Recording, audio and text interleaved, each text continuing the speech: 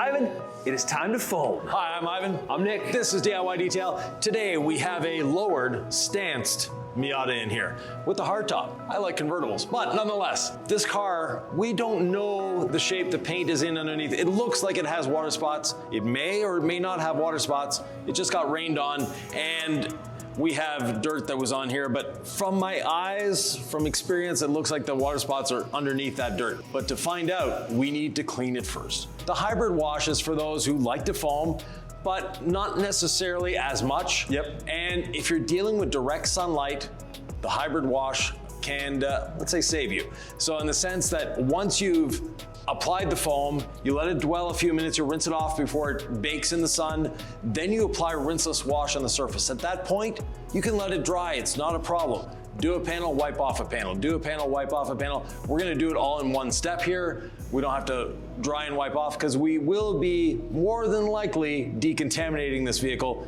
because of those water spots. I think I should start foaming, and we can kind of explain what we're doing and the why, because I think people learn that way as well. Yeah. Incredible suds of the foam cannon. Only thing I want to make sure is that it's properly mixed up. Very important. We've got the foam cannon hooked up, pressure washer's on. We're just gonna go to Foam Town.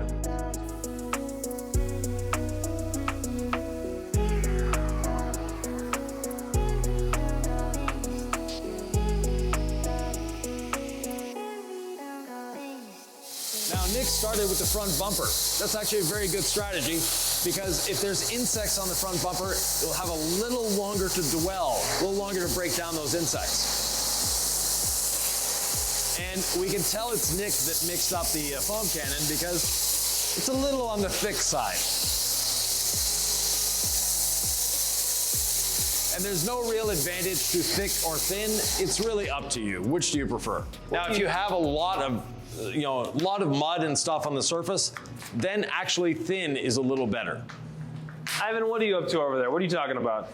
Just explaining a few things to the lovely people. Now, on the wheels, we didn't do our typical pre-foaming with all clean because they're brand new wheels. They don't need it. You missed one side of the car. Well, I'm trying to examine my efficiency here because you're not helping me with the hose, so I got to do it on my own. Yeah, but once you get to the back, you go back around the front, Nick. See, I was thinking the twist around. Then you're having to stretch out way too much hose. Okay, well, this is a learning moment. I thought that was gonna be the move because I wasn't getting any assistance on the hose. So I was thinking about doing this. I'm already here. Yeah. Now what's the efficiency move? To go back around or just let it ride? Give it a try, you'll see. All right, we'll see. Not everyone has a 50-foot hose, so that is one of the considerations. But basically, try to start in one area, work towards your pressure washer, then go back on the other side. That's one way of doing it. Make sure you get that front bumper, Nick. All right, we're gonna get the full front bumper. All right, we're gonna get in there. I think we have enough hose, Ivan. We actually have more than enough hose, but you don't need to wrap around the car with the hose. Well, now I learned you can go around half and then you come back around, and that's actually better. So we're gonna let this dwell a few minutes and then rinse it off. Now, depending on when this video comes out, this car is for sale. If it hasn't sold by then, which I doubt that it won't sell, we'll have a link down below. If it is sold, there won't be any link down below. So Ivan, earlier I asked, where's the best place to start foaming? I imagine your answer is gonna be similar with the rinsing. It kind of depends on where you're standing at the moment you decide to do that, or is that only for filming? Top down. Okay. Always top down. And in our case, we have a wall. Pretend you're doing it in your driveway and your neighbor's car is over there. You don't want to be spraying across here and getting that wall wet. Or let's say you're in a Walmart parking lot. Yeah. And you're washing the vehicle. Like some people have done, or in the street. Yeah. But basically you want to rinse it off, but not go side to side, go front to back. And this is low enough and narrow enough that I can reach to the other side of the car without a problem. Right. So my thought is, I can start on the roof and work my way that way, and then go back down that way? Yeah, so work it down here, come across the back, come across here, rinse the windshield off, the hood down towards the drain, since we do happen to have a drain there, and then do your front fender and go do the same thing on the other side. I think I remember a couple of those steps. I'm gonna shoot away from the car as always. Yep. Because if this thing flies off with your pressure washer, it can cause a lot of damage. So yeah, not a happy situation. Choose the location. It could be into your wash bucket and really anywhere. Yep. But we're good to go. All right.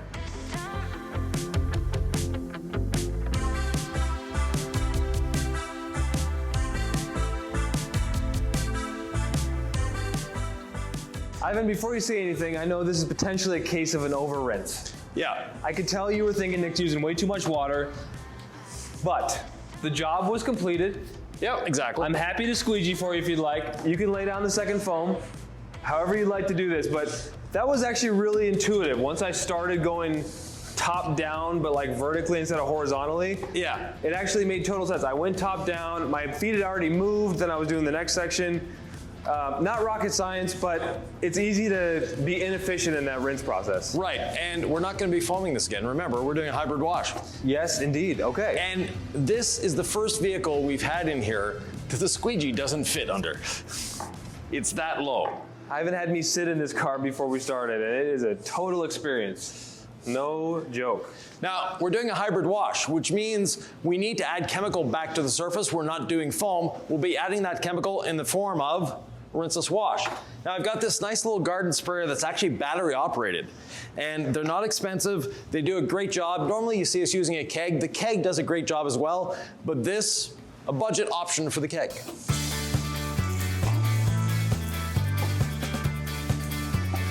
And this is such a small car. It does a nice job of really flooding the panels, doesn't it? Yeah, it does. Like, is it a wider fan, or what's going on with that green tip? It's different. So the fan or the tip, actually, you have three choices. You have the fan that we have there. We also have a cone. It actually puts out a little less product. And if you want, you've got the stream. Oh, wow. But we'll stick with the fan. And what's the brand of this sprayer? We're not sponsoring it, nor are we sponsored by it, just... It's the Scott's and the Pump Zero, meaning it looks like a pump handle, but it's actually a little battery-powered compressor. Available at your favorite home store that sells gardening supplies, because that's the aisle you'll find it in. You won't find it with the tools. So there we go. We're covered in rinseless wash. So the rinseless is applied, Nick. Next, we need to wash it. And to do so, we need to put rinseless wash in our bucket. I've got 5 gallons, so 5 capfuls. It's child safe, folks. It is, definitely. And I've got 5 gallons, so I'm also gonna do 5 capfuls. That's a 3.5 gallon bucket, Nick. All right, so I have 4 gallons, 4 capfuls. There's 4 capfuls in 3 gallons, Ivan. What have I done? Did I ruin it? If I put too much in, I just did it, folks. Let's see if the car explodes. No, seriously, why do I want less than I just used? First of all, cost.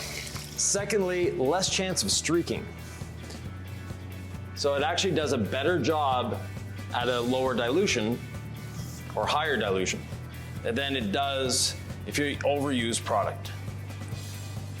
Just listen to Ivan on this. More is rarely better. I tried the using more for everything method, and I'm a big believer, Ivan. One spray of gold standard polish on the pad, 1 capful per gallon of rinseless. Like, you're trying to save people money. Right, and time. More hugs from your kids, that's great. Agreed. More rinseless in your bucket, not great. Does it matter what direction I'm moving my legacy sponge? And by the way, what is a legacy sponge? It is a dedicated wash sponge designed for rinseless washing, but works equally well with soap. And I'm not the one who named it because apparently it's my legacy.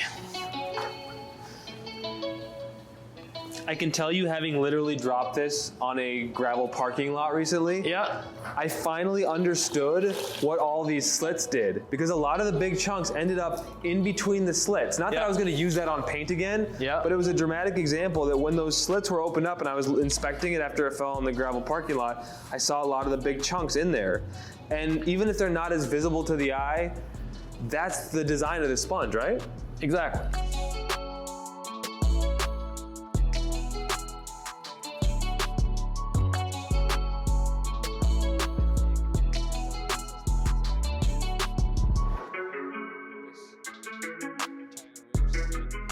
as you can see these lines.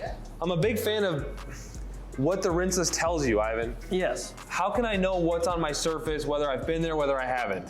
And my front fender hasn't been washed, if you want to use an example. I don't think I've got the hood either. No, you haven't done the hood, you haven't done the front fender. You have done the windshield. And it's just by looking at it, you can tell whether it's been done or not, just the way the water is sitting. For folks who don't have the luxury of this nice garage or of having a partner to detail with, what are your words of hope to them about how long this actually takes, how hard this actually is?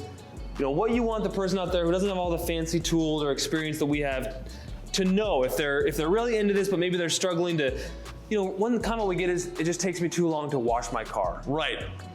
Be methodical, be prepared. That really helps. Have everything set out, ready to go. Or when you're done, put everything away in an orderly manner so the next time you go to use it, it's easier to use, easier to find. You're not hunting for stuff, and you'll see just how much more fun and easy it is. Also, the more often you do it, the more reps you get in, the better it will be, and also the easier it will be for you. Yeah, it's actually both at once. If it's just your own car, it's gonna be easier to clean, and you're gonna get the reps. Yeah. Now, I'm gonna dry just a section. Rinseless is its own drying aid. So we could be done at this point, we'll see. But maybe we might need to do a little decontamination because of those pesky water spots.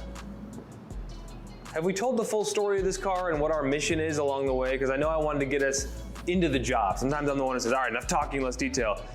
But what is the mission as you inspect the paint here? Well, the Rinseless wash took care of the water spots. Okay. So we're good that way. We still are gonna decontaminate it because we're gonna give it a light polish and wax, our show-winning wax. I thought the mission was to sell this thing. Well, to sell it, yes. Yeah, and that's what I'm saying. The wax will just hide any remaining scratches and just make it pop. Right, but we're gonna give it a quick little polish with app to make the wax last longer, to get more gloss and more depth out of it. Okay. But yeah, we have no correction necessary. Now, this hood has been repainted, and there's a lot of indicators to that tell you it's been repainted. One, you've got a fisheye there. You have fish eyes in the hood. You've got some scratch marks from sanding. You've got a little, that was a stone chip that they just painted over. So there's a lot of little things in this hood that tell me it's been repainted. It's not factory.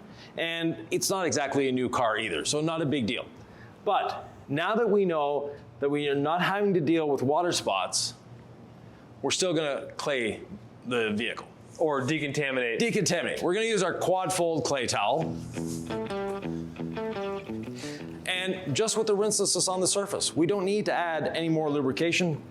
Now, if we wanted to hose the car off again, we could use iron remover, but in this case, we're not going to. On the surface, we have rinseless wash in our quad fold clay towel. The reason we call it quad fold, they're quad or 4 sections, and it's super easy to fold.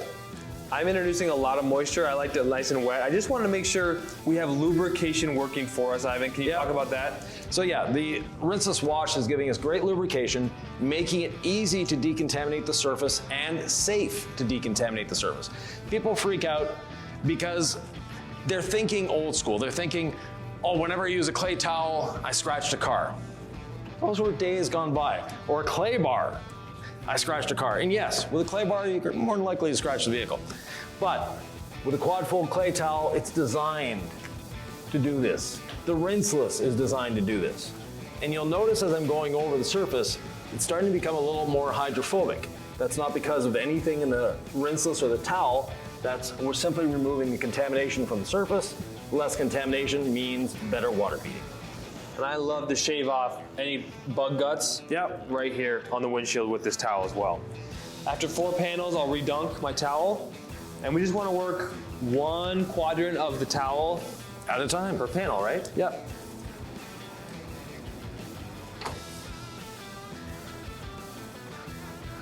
Now, you'll hear, as we go over the lower sections, a very scratchy sound. That's because it has gravel guard painted over the whole lower part of it. A very wise move for a lowered car like this. It's so easy to flip this quad fold towel, Ivan. Before we had it as 1 big square. Yep. Now we have the 4 squares. Just makes it intuitive. I mean, it's a slight improvement, but it makes so much sense to me. Well, yeah, and that's not the only thing we improved. We improved the surface itself, so the synthetic surface doesn't require breaking in anymore. Brand new towel out of the box, put in your rinseless for a few minutes, and it's ready to get to work. How do I know the panel is too dry for me to just grab my towel? If you're asking the question, it's too dry. And what I had just done as you were talking is I'd scooped some rinseless into this. Yeah. And I'd done one of these numbers where I just kind of flood the panel again. And I could redunk, but that seems a little bit too much overkill with my sponge or with my towel. And then I just have a lot of rinseless on the surface to work with. I've had some low cars in my life. This is by far the lowest. I can see you driving around in this, Ivan. Yes and no. With a top hat. Yeah, not a top hat, no. I can barely get in it, never mind a top hat. No, it's just it's an entire vibe. Like seeing you drive this into the garage. It's like nothing I ever see on the roads. Yeah, time to dry. This turned out to be a very simple wash. I was wondering if you were gonna try any water spot remover or try to rinse after the decon stage. Again, how did you determine just a rinseless decon step? Well, looking at the paint after I dried it, it was in great shape. I know the decontamination towel with the rinseless is not gonna scratch or mar the paint. So it's safe to just go ahead, decontaminate it. We're using our rinseless wash also as a drying aid. Not only is it a great lubricant for the decontamination towel, but also a great little drying aid. Do you, when you're doing maintenance washes at home on your vehicles, do you use a drying aid or do you just use rinseless as your drying aid? I use rinseless as a drying aid 90% of the time. I was wondering, when the camera's off, what does Ivan like to do? And I figured he'd just be rinseless wash all the way. Actually, Nick, most of the time it's Sylvie washing the car, so. And what does she like? What does Sylvie like, Sylvie? Like the drying aid? Yeah, she likes to use a drying aid. She uses it more than I do. This is a very low car. Now, drying with a drying aid, like something like mist or quick beads, is a little easier. But at this point, we're gonna be doing something else to this car, and that's gonna be in another video, Nick. Ivan, what could we possibly do to improve the appearance of this incredibly low ride? We are gonna be waxing it, but with a little twist. If folks want to learn more about waxing, because that video may not be out yet, Yeah? they can go right here.